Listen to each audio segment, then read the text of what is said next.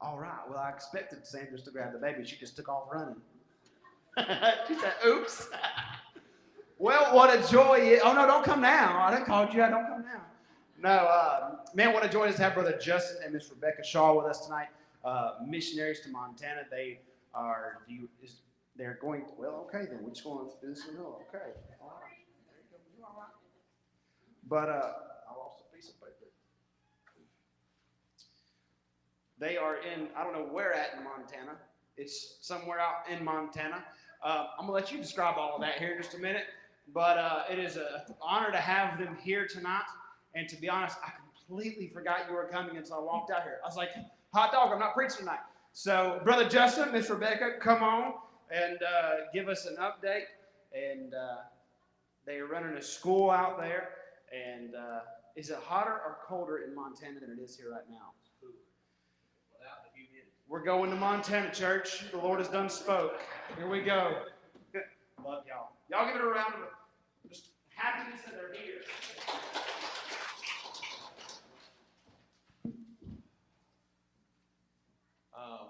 Thank you for letting us come tonight. By the way, this is not my thing to be standing up here in front of talking to people and all that. That's what she does. She's a school teacher. So,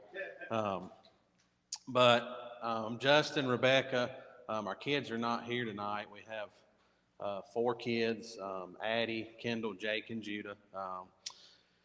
So we're in Pryor, Montana, which is on the Crow Reservation. So we're close to Billings, Montana. So we're kind of in the southern part of Montana, you'd say. So I think do you remember when we came last year? Long before we moved. Yeah. So we moved middle of April last year. So we've been there over a year. During that time, the Lord's, He's provided us a house to stay in. We're not having to live in the church where there's no insulation in that church there, so it'd be hard to survive the winter. But thankful for the house. Thankful for how He's just taken care of us. He's provided work. He's provided all that we need, and our daughter she was absolutely terrified of animals. Now she wants them all in the house. So it's a small answer to prayer, but it is an answer, a huge answer for us, because where we're at, there's animals everywhere. Dogs just run the streets and all that around the church. So we joined alongside Faith Baptist Church in Pryor. I'm not a pastor, so it's more like a missionary helper. So we've come alongside them to start a school. That was what God had laid on our heart, and He had laid on their heart as well. So this last year was taking us time to build the trust and to get to know the people there, because it takes time, because they don't like us. They don't like the white man.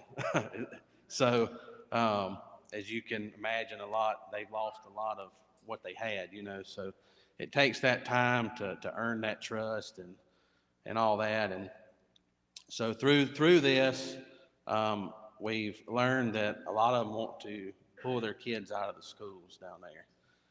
It's just not a good education.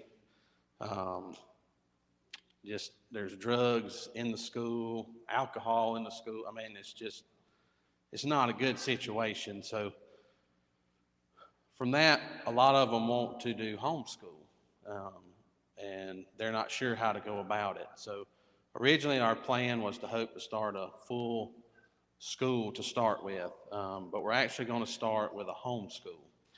So we'll teach the kids and teach the parents at the same time how to go about teaching their kids. And so we'll have younger kids 2 days and older kids 2 days, and provide lunch and all that. And it's funny, because I was sharing with Brother Hunter, I couldn't stand school growing up.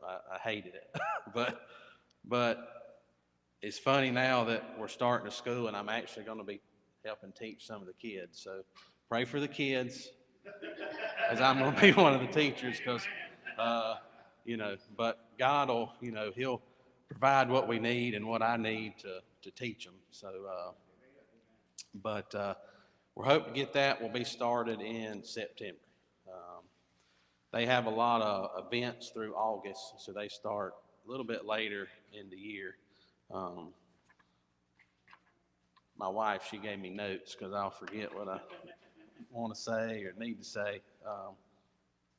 So there's at least 4, maybe more families wanting to do the homeschool option. So that would give us around 10, could be more, could be less. And there by word of mouth is how things get around. So if it goes well, we might be overrun, and which would be a good thing. That's what we want. And yeah, that will be a lot for just us too. So, and with the way it's set up, the parents will have to be there one of those days a week. So it gives us opportunity not to just pour into the kids, but we'll be able to pour into the parents as well, which is the main goal anyway, is to point them towards Him and hopefully salvation. So they need that to turn things around. So if we can get the kids, hopefully we can get the parents. But if we can get the kids, it hopefully begin to change the things they deal with on a day-to-day basis and just what they deal with in life in general. Let's see. Do you have anything you want to add about the school?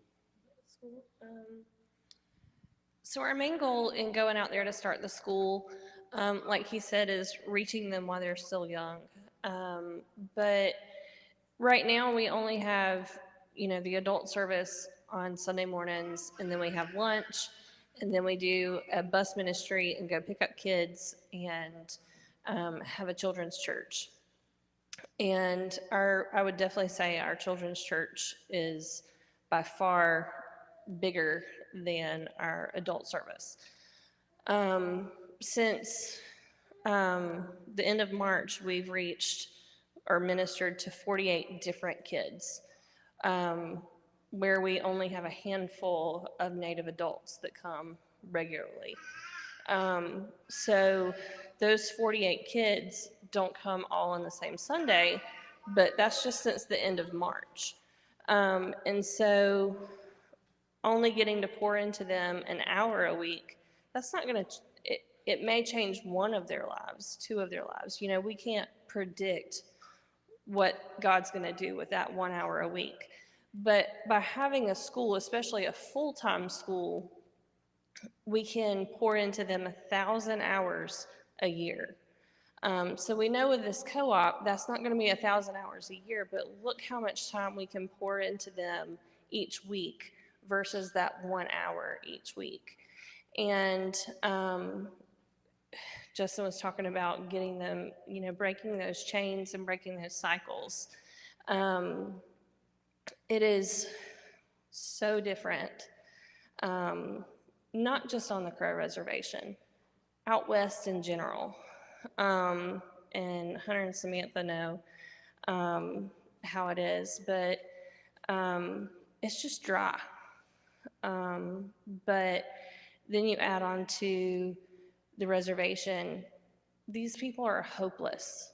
They have no hope. They are fed into, from the time they're little, that there's nothing else for them. And so you have a lot of grandparents raising kids because their parents are hooked on drugs. And by the time their grandparents, get older, they're still hooked on something, but it's not the heavy stuff. And so it's just this cycle. And we've learned that there's no discipline. It's just part of their culture. And so they just let the kids do whatever they want and choose, especially by the time they get to like 5th or 6th grade, they get to choose whatever they want to do. And that's just their culture. I mean, I know we see a lot of that here, where parents are not being parents, but this is part of their culture where they don't tell their kids what to do. Their kids get to choose what they do. And so by having the school and getting to minister to the parents as well and getting more Bible than just once a week, we're hoping to be able to have the opportunity to start some discipleship groups and that kind of thing, because that's what they need. And so it's just our burden for the people. And so this past year and a half, we haven't quite been there a year and a half, but the past year and a half has just been amazing just to spend getting time to know the people and to earn their trust. I have a heart for kids, always have, but I didn't get a name with the kids until February. And when they started calling me Miss Rebecca, it melted my heart. I mean, that was 10 months, and I finally got a name.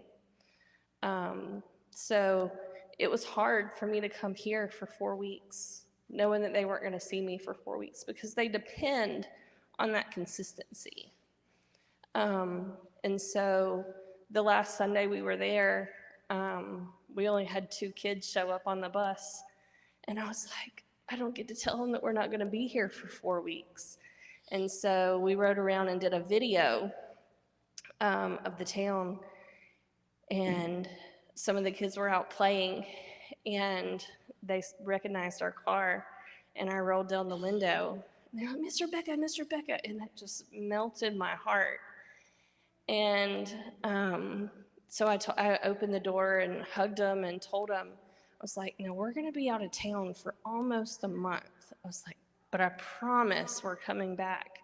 And so it was just so great to be able to assure that family that we were coming back.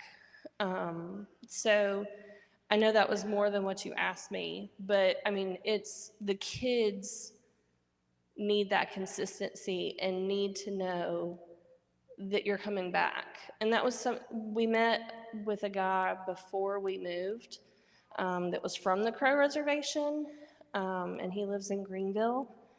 And we got to ask him all kinds of questions.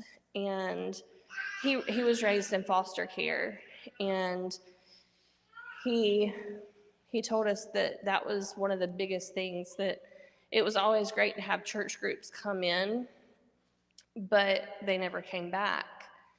It was always different church groups. He was like, so when you have consistency, it always makes a difference. And so we're there. We're committed. And there are changes taking place. But God hasn't told us to move. He hasn't told us anything different. And we're just thankful for where he has us. You want to talk about what all he's done? I'll go back to, as far as the discipline stuff, that would be a prayer request of mine, because there needs to be a male figure there, and it's going to be tough to be able to implement that discipline, because they're just not used to it. So I want to be able to do it without pushing them away. So that would be a prayer request, and for me to be teaching, and for the kids. But so got a new multi-purpose building over the last year, big 40 by 60, which will provide a place in the winter to play. play basketball or whatever, because winter it can be so cold you don't want to be outside. You want to stay in. So that had been, someone donated the money for that. That was provided. A group came out to put it up. Got a new playground. Have a new church sign. A group that just left actually ran new piping in the church, some PEX for the plumbing, to hopefully keep from freezing. We have a lot of problems with pipes busting. The church is not in the best of shape, so the wind cuts through there, and it have a lot of problems with it. They ran the electrical to the new building, and a man has provided the money for the concrete. And that's another request. To get down in the church, it's down a gravel driveway, which is steep, and then it looks like this rickety bridge that you drive across. So we're having trouble getting concrete companies to come in there, which I can understand. Those are heavy trucks, and they don't want to end up in the creek down there. So just praying that we'll find a way to be able to do that. And like she said, we ministered to 48 different kids. We have camp coming up at the end of this month. Last year we had 30 kids. So we hope to have more this year. Some made professions last year, which it was amazing to be a part of and to see what God was doing. And in August, we try to do school supplies for the kids, book bags. We try to get them shoes, things like that. And for Christmas, we try to provide coats, and because you need them. you definitely need them out there in the winter. We got lucky this past winter. It was a little milder than normal, so I'm expecting it to be a little different this time. Sorry, I got choked there. And another prayer request. I was working, and the Lord has led me to step away from work, because we believe He's leading us to be completely full-time in the ministry. So it was tough decision, but I'm trusting Him.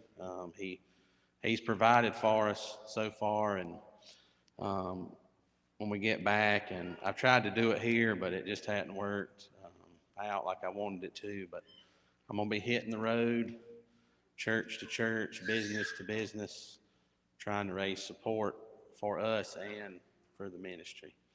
So that's going to be my full-time job right now. And we know that with this school, it's going to take a full-time effort. I really wouldn't have the time to work 40, 50 plus hours and try to help with the school. It just wouldn't work out. So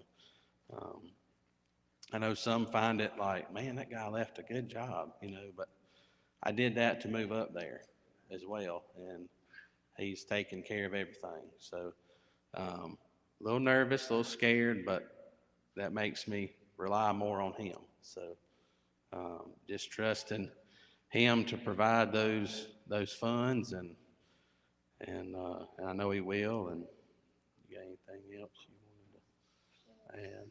I can always talk about I know you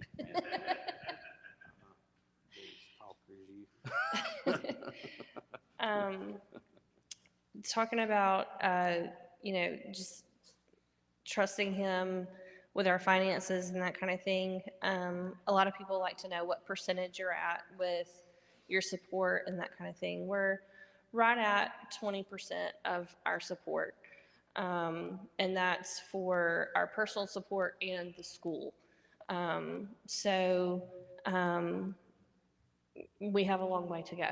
Well, with the school too, we'll be providing, like I said, lunch, all their supplies, all the material. So it takes a lot. I know it may only be 10 kids, but it's going to take a lot to provide all that for them, because you can't go in there expecting them to pay for it, because the other school, a public school and there's a Catholic school there, and everything's provided for the kids. So we have to take the same approach. So that's a lot of where the funds will be going is for the school. So. So that's that. As far as Justin going ahead and stepping away from his job, that was so hard to watch him go through that. I've never seen him be so sick. And at the time, we didn't know what was going on. And when we fully surrendered, he said to me, he was like, it's just hard to know that everything's going to be okay. And I said, babe, it's not for us to know that everything's going to be okay. It's called faith for a reason.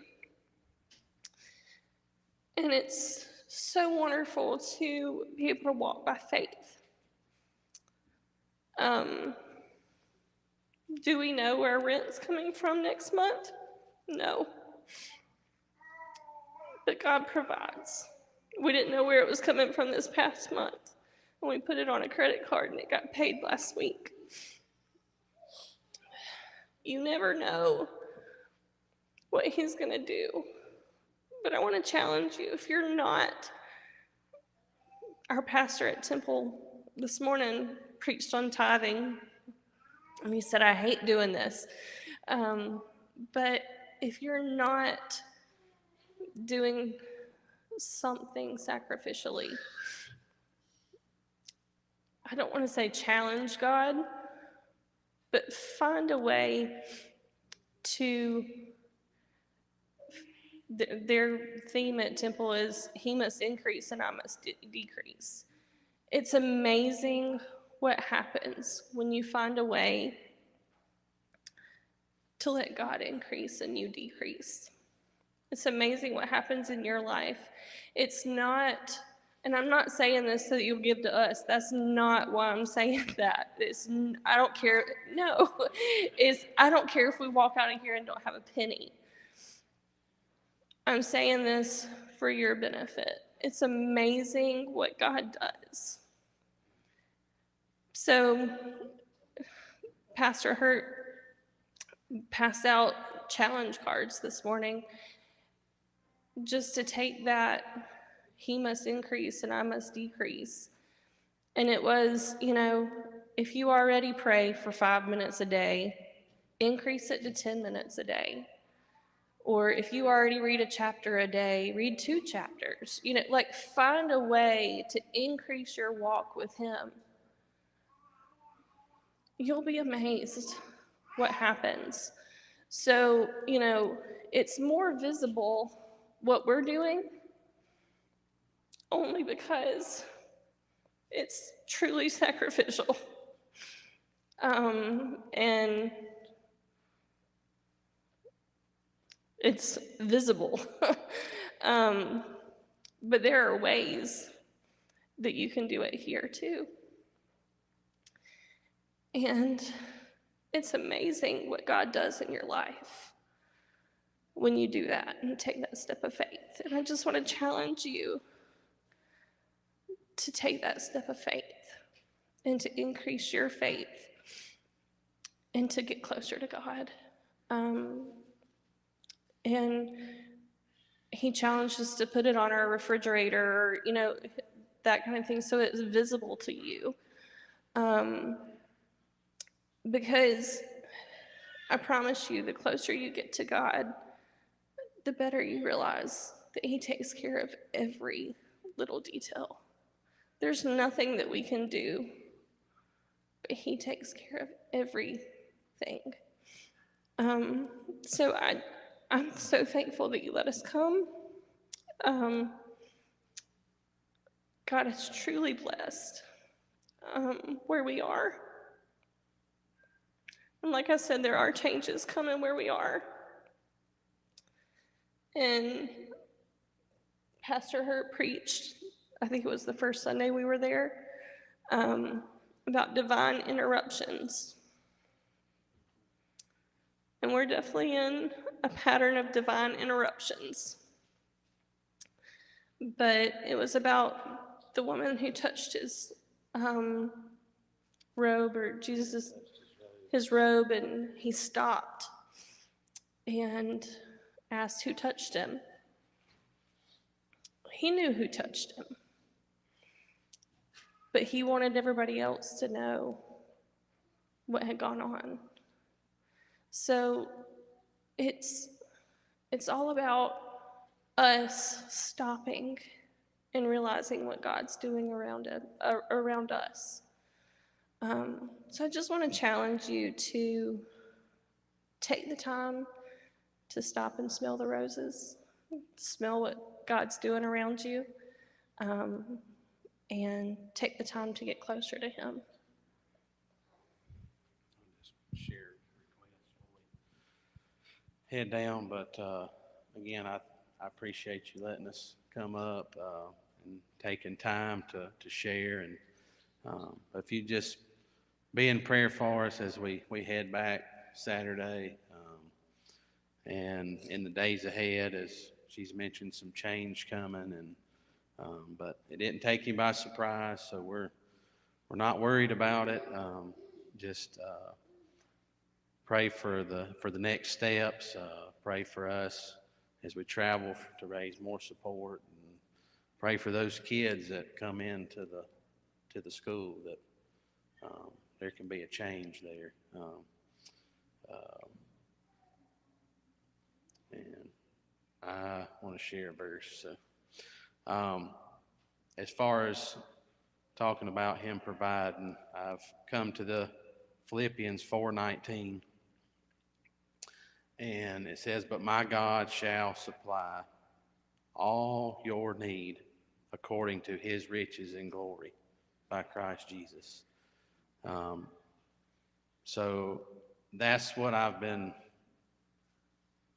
on this verse a lot, especially since stepping out from work, and I know He will. As long as we stick to what He's called us to do and remain faithful to Him, He'll take care of all of it. So again, thank you, brother. I appreciate it. So I will say, I don't have a slideshow with pictures and that kind of thing this time, but I do have a book with current pictures and that kind of thing. So if anybody's interested in seeing that, I do have that.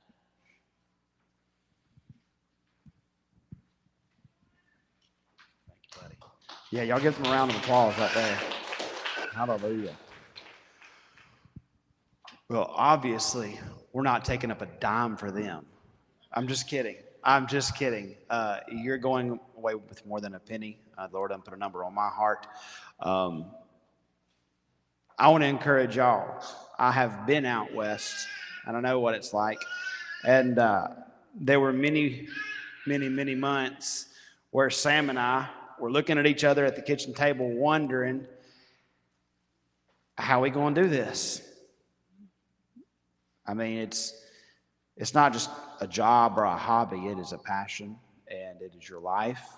When you move 1,500, 2,000 miles from home, almost 2,000 miles from home, this isn't just a day trip away from anything you know, and by his own words, move to an area where you're not even liked. And to still say, I'll go hungry for this. I'll lose meals over this. I'll lose sleep over this. I would say I'll lose hair over this, but done been there. But seriously, and then to sit across at a kitchen table, look across your wife and say, I don't know why God would call us to this, but I believe He called us here. He's going to take care of us. And I've done to pay the bill on the credit cards, hoping and praying that it gets paid down before the next one, because it's maxed out now. Only to go out to the mailbox and see a check in the mail from somebody you ain't talked to in 6 months. I want to tell you, the Lord's faithful. And when you feel like you're all alone because you're 2,000 miles away from anybody that really knows you, the Lord sees you. He is an ever-present help. When the phone calls won't come through and the text messages won't send, He's there. He sees your struggle. Ask me how I know. I'm living a blessed life now. And I remember when we had nothing. I told the church this, but I'm just talking to y'all for a minute. The Lord said, Sam told the Lord, said, Lord, you got 1,000. You own the cattle on 1,000 hills. You okay? Woo. I thought she was about to die over there. The Heimlich. But I remember her, she said that she told me, she said, Lord, Hunter, I asked the Lord, said, Lord, you own a cattle on 1,000 hills. I just want one of them. Just one cow, one hill. And a few years later, where we're living at now, it's literally, look at it, it's just a hill. Just on this one little hill that the church owns. And we was out there walking one day, probably a year and a half living, and she got to crying in the middle of the yard.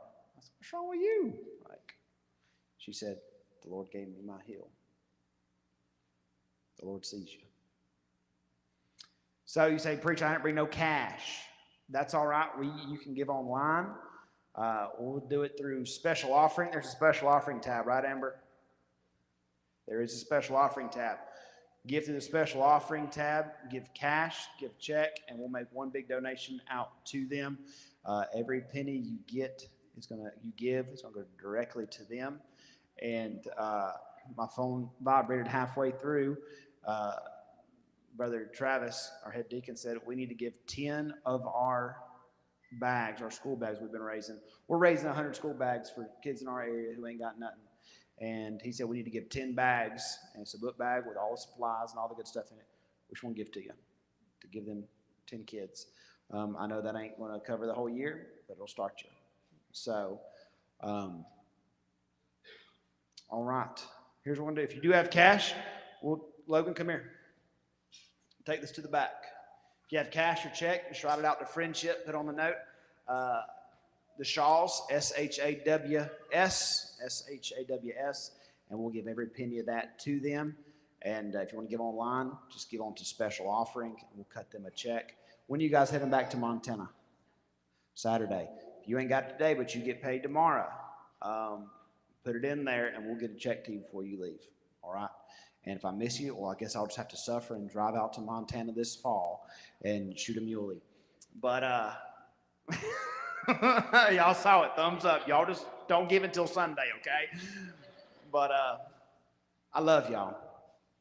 I mean that. I've had dinner with this family, and they're the same person in their living room when nobody else is watching them as they are on stage when everybody's watching them. You'll not find a couple that loves the Lord or His people more. I mean that. I love y'all. I'm proud of y'all.